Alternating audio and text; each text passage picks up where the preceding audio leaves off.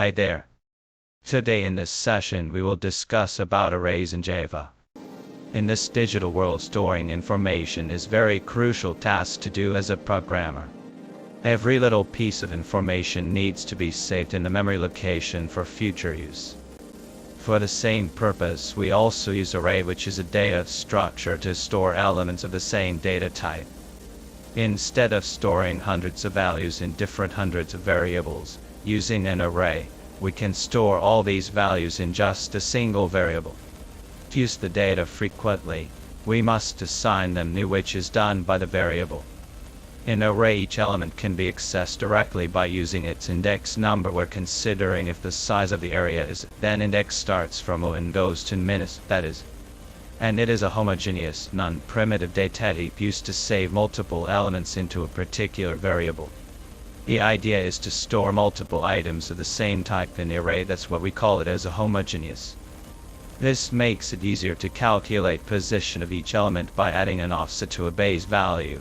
Assume you have to write a code that takes max of his students. Instead of creating 5 different variables, we will store and access that data from only one variable. That's a variable called max.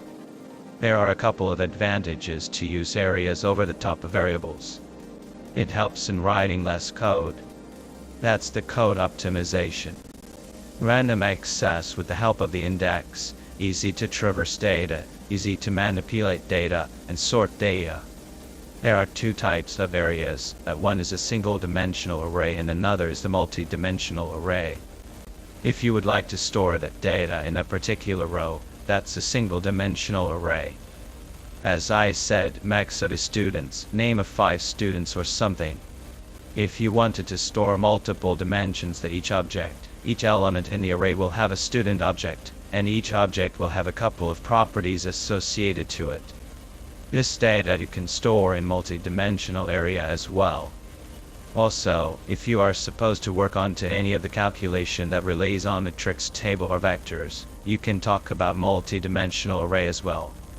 Stay tuned to learn more about arrays in Java with the practical implementation. Stay tuned, see you in the next session.